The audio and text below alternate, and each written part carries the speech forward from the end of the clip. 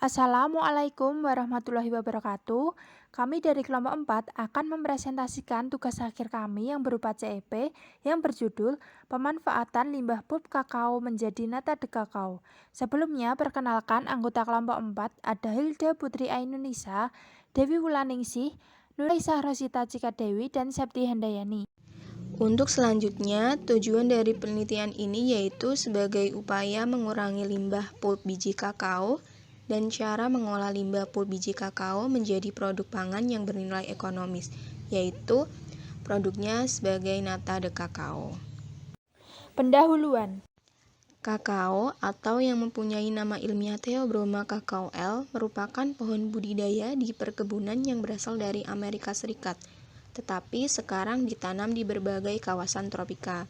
Nah, dari biji tumbuhan ini akan dihasilkan produk olahan yang dikenal sebagai coklat. Karena kita akan melakukan penelitian mengenai cara mengolah pulp biji kakao menjadi nata de kakao, maka kita terlebih dahulu harus tahu apa itu pulp. Nah, pulp adalah lapisan yang menyelubungi biji kakao basah. Pulp ini terdiri atas senyawa gula, yaitu sebesar 10-15% dan air sebesar 85-90%. Pada saat fermentasi, pulp biji kakao akan berubah menjadi lendir hasil fermentasi dari buah kakao.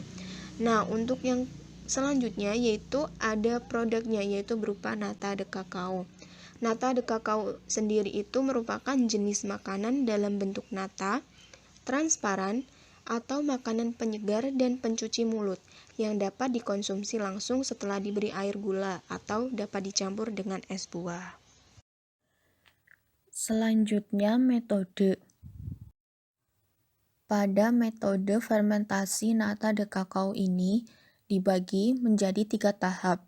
Yang pertama tahap persiapan, yang kedua tahap pelaksanaan, yang ketiga tahap akhir. Tahap persiapan berupa persiapan alat. Alat yang dibutuhkan diantaranya saringan, timbangan, gelas ukur, wadah fermentasi, botol kaca, kayu pengaduk, koran, panci perebus, kompor mata satu, oven, baskom kecil, pisau atau gunting, talenan, dan karet gelang. Masih pada tahap persiapan, yakni persiapan bahan. Bahan-bahan yang dibutuhkan diantaranya pulp kakao, seperti yang terlihat pada gambar, kemudian starter nata yang mengandung Acetobacter pseudomonas, yang ketiga air kelapa, yang keempat gula pasir, dan yang kelima air bersih. Memasuki tahap pelaksanaan, yang pertama pembuatan nata. Pembuatan nata ini terdiri dari beberapa tahap. Yang pertama, menyaring pulp kakao menggunakan saringan dengan tujuan memisahkan kotoran dengan cairan yang akan digunakan. 2. Mengukur cairan yang telah terpisah dari kotoran menggunakan gelas ukur sebanyak 250 ml. 3. Mensterilkan wadah yang akan digunakan dengan merendam wadah dalam air yang telah dipanaskan dengan tujuan mematikan mikroba yang ada pada wadah. 4. Menyiapkan air kelapa sebanyak 1.800 ml dan gula sebanyak 200 gram. 5.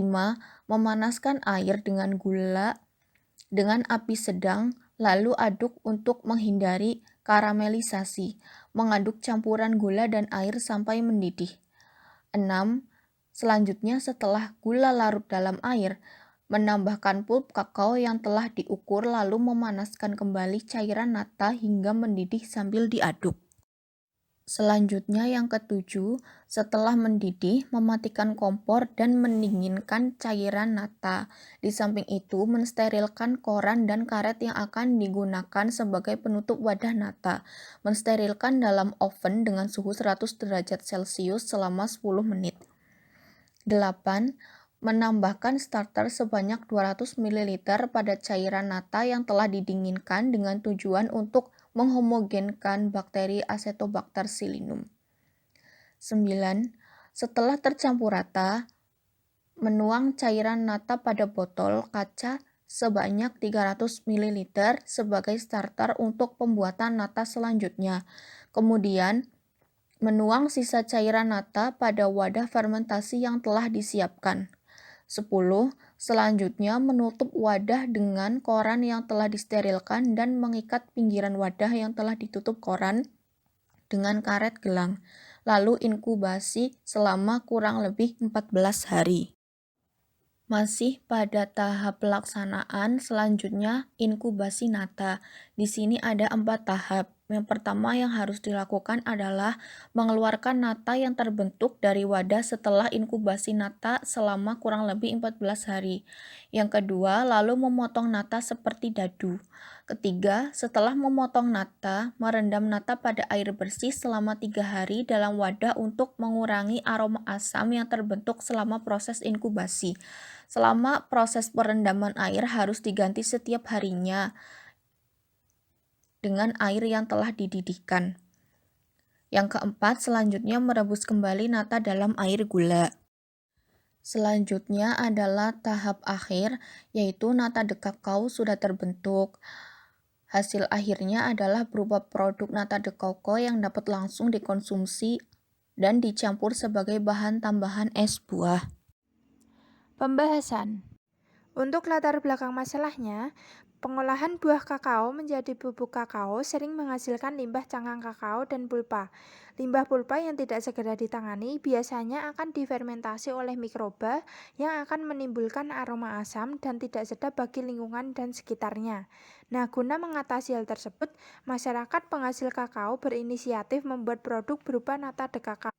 Selain mengurangi pencemaran lingkungan, biasanya pemanfaatan limbah pulp ini juga dapat meningkatkan keterampilan dan dapat mengubah perilaku masyarakat dari yang tidak produktif menjadi sangat produktif.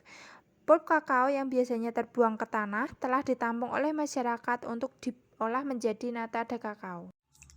Perbandingan sebelum dan setelah menerapkan pemanfaatan limbah pulp kakao menjadi nata de kakao. Selama proses fermentasi biji kakao akan menghasilkan suatu cairan dengan pulp biji kakao. Jika masalah tersebut tidak segera ditangani, maka limbah akan menjadi semakin banyak dan memberikan dampak negatif bagi lingkungan sekitar. Karena tidak mengerti proses pengolahan limbah pulp menjadi suatu produk. Berdasarkan masalah tersebut, pemanfaatan limbah pulp menjadi nata de kakao menjadi solusi bagi permasalahan tersebut dan membantu masyarakat sekitar lebih produktif dan meningkatkan keterampilan masyarakat sekitar mengenai pemanfaatan dan pengolahan kakao dan limbah kakao menjadi sesuatu yang bernilai. Berikut adalah gambar dari pulp yang dibuang langsung ke tanah, sehingga hal tersebut membuat pencemaran bagi lingkungan sekitar. Ternyata kandungan gula dalam pulpa yang cukup tinggi ini dapat dimanfaatkan oleh bakteri Acetobacter psilynum sebagai media tumbuh dan dikonversi menjadi produk makanan yaitu nata de kakao. pH optimal bakteri ini adalah sekitar 5,4 sampai 6,3 dan suhu optimal untuk dilakukan inkubasi adalah 25 sampai 30 derajat Celcius. Untuk senyawa gula dalam pulpa itu merupakan media yang baik bagi pertumbuhan mikroba selama proses fermentasi biji kakao berlangsung. Namun, kandungan pulpa yang berlebih dapat berpengaruh negatif terhadap proses dan hasil fermentasi, yaitu menyebabkan biji kakao memiliki cita rasa yang asam. Nah, cara untuk mengurangi kandungan pulpa pada biji kakao adalah dengan pemeraman buah kakao hasil panen di kebun selama 7-12 hari atau pemerasan pulpa secara mekanis. Selain dibantu oleh bakteri, ruang dan alat yang digunakan untuk proses fermentasi juga harus bersih dan kering. Pembersihan atau sterilisasi ruang dan alat dapat menggunakan alkohol atau bisa juga dapat menggunakan asam cuka pekat. Pada proses fermentasi berlangsung selama 10-14 hari. Selama proses fermentasi berlangsung, wadah fermentasi tidak boleh dibuka tutup atau dipindah-pindahkan. Manfaat nata de kakao. Karena kandungan selulosanya, maka produk nata dapat digolongkan sebagai makanan kesehatan atau makanan diet. Selulosa dikenal sebagai serat pangan alami atau dietary fiber yang bermanfaat dalam proses pencernaan makanan dalam usus halus manusia dan dalam proses penyerapan air dalam usus besar. Selain itu, nata juga dikenal sebagai makanan rendah kalori dan tidak mengandung kolesterol. Kesimpulan, Untuk kesimpulannya, yaitu nata de kakao adalah olahan produk makanan hasil fermentasi dari pulp. Pulp adalah limbah hasil olahan kakao menjadi bubuk kakao. Pulp yang dibuang begitu saja menimbulkan masalah baru berupa pencemaran lingkungan bagi masyarakat penghasil kakao. Masalah itulah yang menjadi ide utama sehingga ide tersebut tercetus untuk memanfaatkan pulp menjadi nata de kakao dan menghasilkan produk tersebut. Fermentasi pulp agar menjadi nata dibantu dengan bakteri Acetobacter xylinum. Nata de kakao bermanfaat sebagai makanan untuk kesehatan dan untuk diet karena kandungan selulosanya yang tinggi pada buah pulp tersebut. Cukup sekian presentasi dari kelompok 4, semoga dapat bermanfaat bagi semuanya. Wassalamualaikum warahmatullahi wabarakatuh.